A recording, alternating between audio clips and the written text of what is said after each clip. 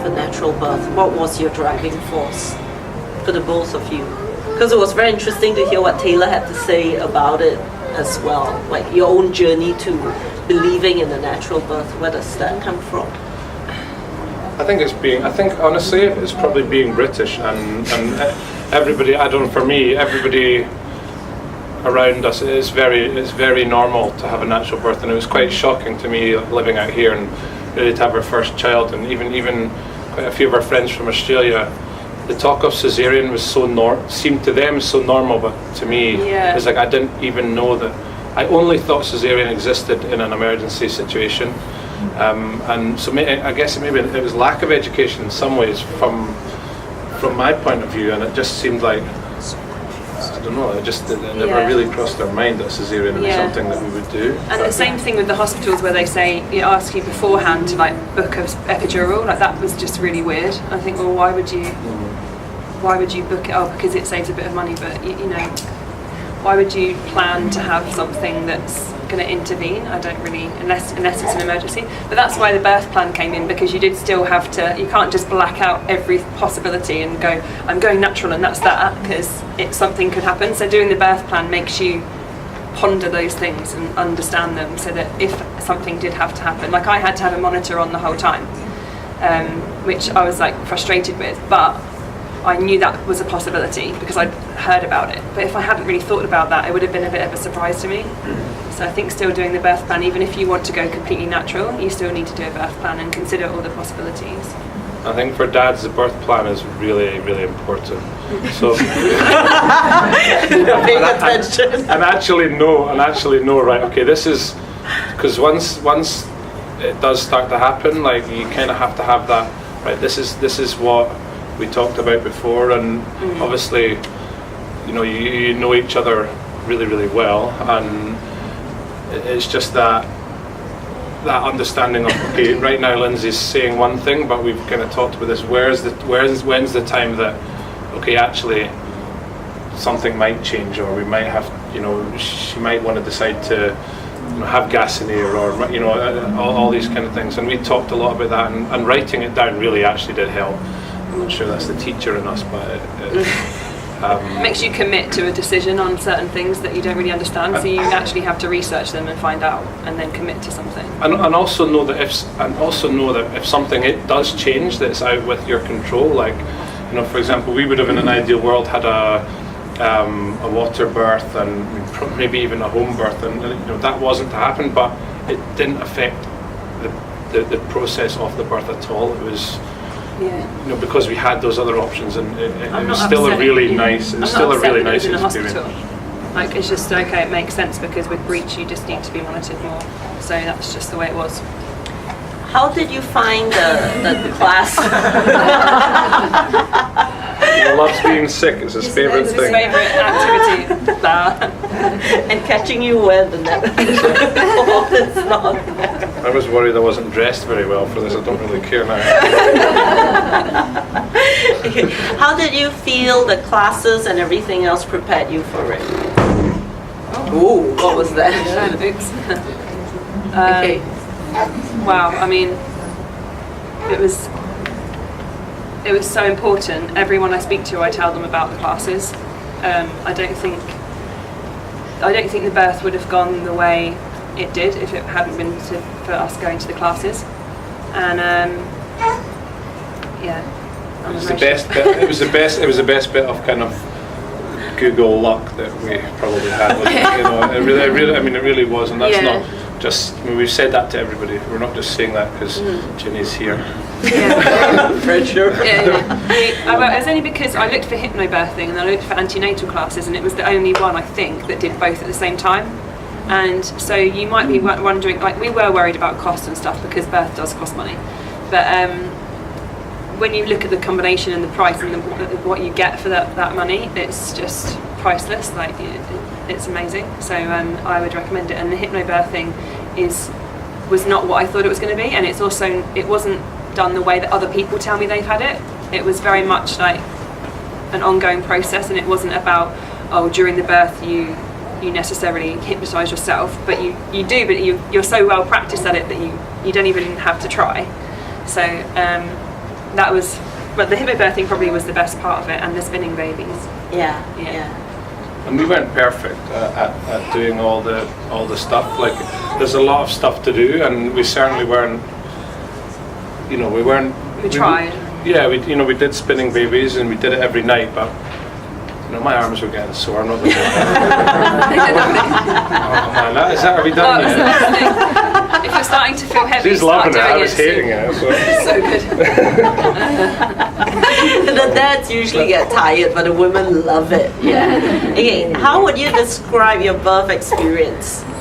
What was the memorable bits, like when you meet people? They'll ask you what was it like. What would you say to other guys or other women? Or the first stage, I didn't realise I was in labour, so for probably about 4 hours, I thought I was having Braxton Hicks, and then my waters broke like in the movies, so just, which apparently doesn't really happen very often. But I want to go for a walk.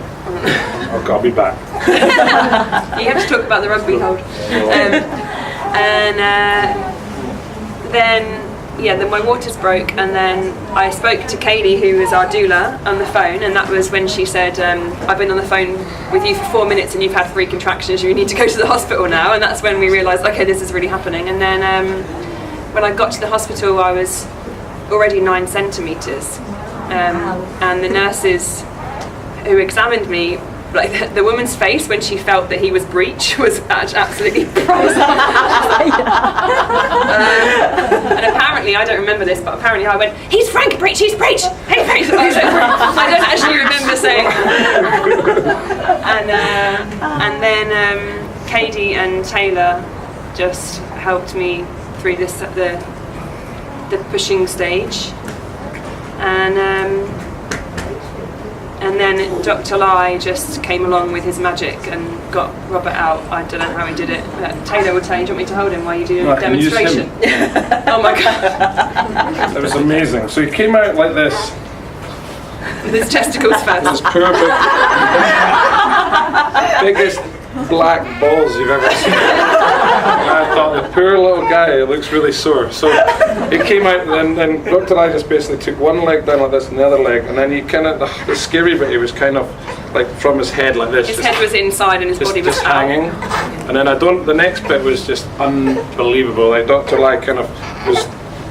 It was almost, I don't know, it was almost like, I don't know if anybody watches rugby, it was like he rocked the rugby ball out, so he kind of put his hand here like this and pulled his chin down and just, out he came, and it was like, wow.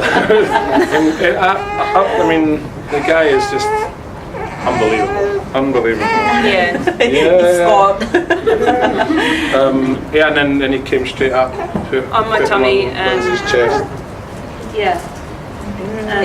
So what are your tips for parents for a good birth experience?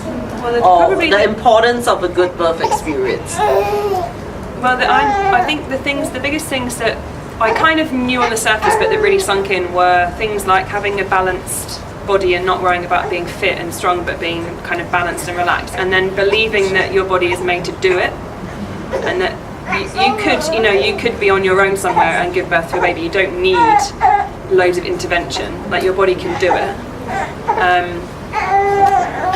and believing that, and then when you believe that, you'll probably be more relaxed, and therefore the birth will be quicker, and you won't be in hospital for very long because you know that your body is just doing what it's meant to do. So I think that was the most important thing, really, for us. Yeah. Do you have questions that you would like to ask Lindsay and Taylor?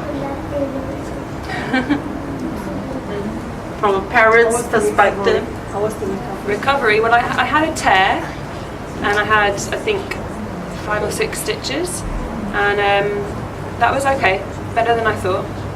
I was really scared to poo for a while, but that was okay. And I was just, actually, you have such a rush of hormones that I just stared at Robert for the first week constantly, didn't really sleep or anything. So,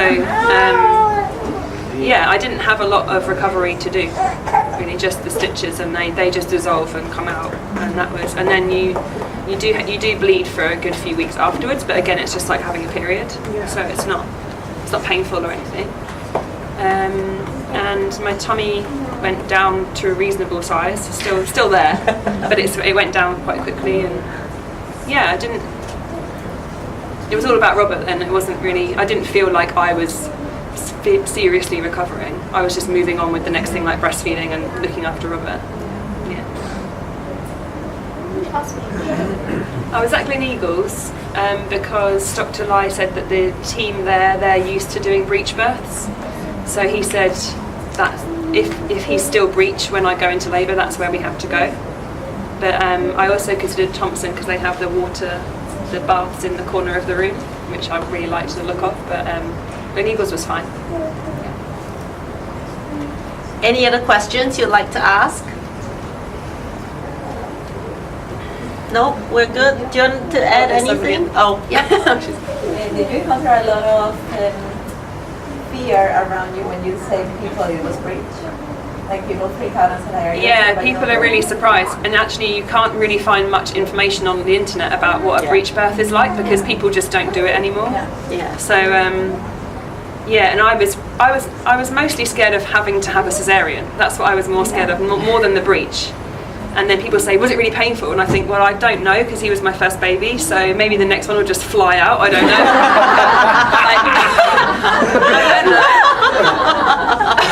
But I mean, of course you have the pressure and you have the exhaustion, and it is hard, but it's such a massive achievement, and so I just feel like really special. I feel like, wow, we did something that not many people have done. So it's kind of... I felt out of all of it, obviously, it was amazing. It was the most unbelievable thing. But I was so proud of Lindsay because, to me, I keep saying this to people, and she doesn't think so. But I thought she made it look easy. I thought it's nothing like what I'd seen on television or whatever. And the fact that even when we're just at home, I was organising a huge formal dinner with 300 people, and I couldn't go in the end to do. I was supposed to be emceeing it and everything, and I just got in the car, and that's when Lindsay told me that her waters had broken. I'm like, oh, you sound okay? And she's like, yeah, oh, it's okay. It's a wee bit sore, but I'm all right.